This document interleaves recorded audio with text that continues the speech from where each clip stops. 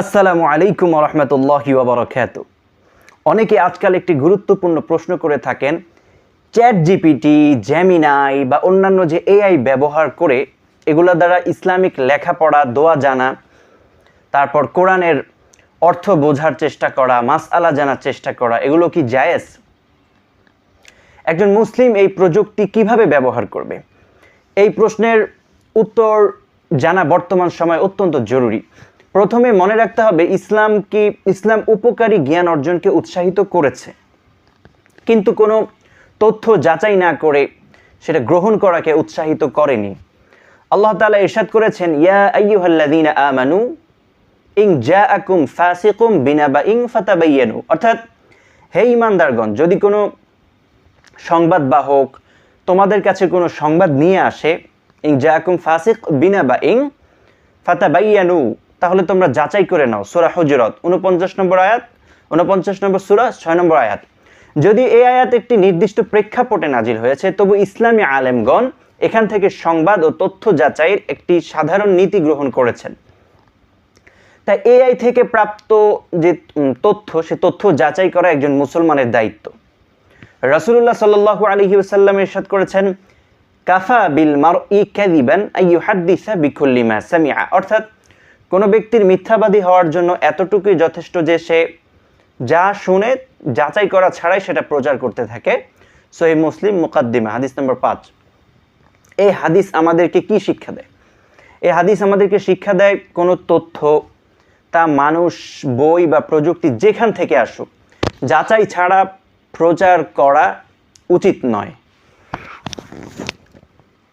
AI, artificial intelligence, একটি উপকারী প্রযুক্তি। এর মাধ্যমে আরবি শেখা, ইসলামিক ইতিহাস পড়া, দাওয়াতি বক্তব্যের খসড়া তৈরি করা, গবেষণার বিষয় খুঁজে বের করা কিংবা কোরআন হাদিসের রেফারেন্স অনুসন্ধানের প্রাথমিক সহায়তা নেওয়া যেতে পারে।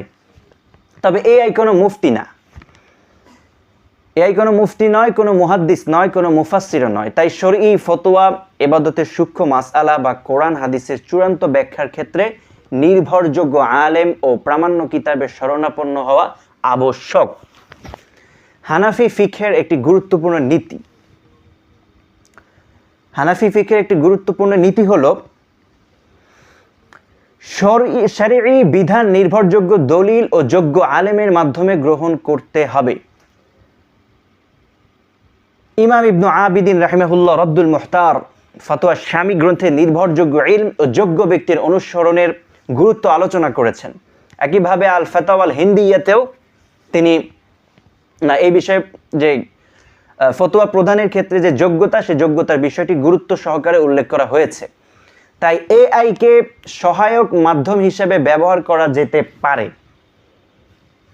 কিন্তু শরীয়তের চূড়ান্ত সিদ্ধান্তদাতা হিসেবে এআই ব্যবহার করা যাবে না। যদি এআই আপনাকে কোনো কোরআনের আয়াত, হাদিস বা ফিকহি উদ্ধৃতি দেয়, তাহলে অবশ্যই মূল উৎস দেখে নিন।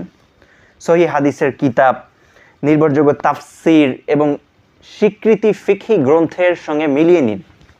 বিশেষ করে কোনো উদ্ধৃতি যদি আরবিতে থাকে দেওয়া হলে সেটা যাচাই করা আরও জরুরি, কারণ ভুল উদ্ধৃতি দিয়ে দিনের কথা বলা অত্যন্ত, এটা একটা দায়িত্বের বিষয়। সুতরাং এআই, আর্টিফিশিয়াল ইন্টেলিজেন্স হারাম নয়, আবার অন্ধভাবে অনুসরণ করারও জিনিস নয়। এটি একটি মাধ্যম, যেমন কলম, বই বা ইন্টারনেট একটি মাধ্যম। মাধ্যমের হুকুম নির্ভর করে তার ব্যবহার কিভাবে করা হচ্ছে তার উপর। যদি এর মাধ্যমে দিনের উপকার হয়, আলহামদুলিল্লাহ, মানুষ সঠিক জ্ঞান অর্জন করে এবং যাচাই বাছাই করে আমল করে, তাহলে এটি কল্যাণের একটি উপায় হতে পারে।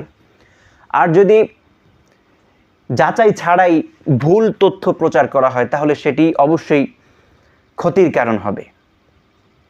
তাই প্রিয় বন্ধুরা, আসুন আজ থেকে একটি অভ্যাস গড়ে তুলুন। প্রযুক্তি, টেকনোলজিকে ব্যবহার করুন, কিন্তু প্রযুক্তির দাস হবেন না।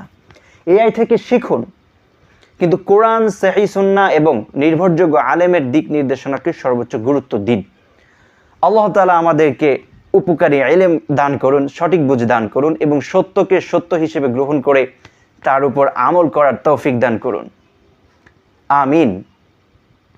কথাগুলো যদি উপকারী মনে হয়ে থাকে, তাহলে একটি লাইক করে চ্যানেলটি সাবস্ক্রাইব করে রাখতে পারেন।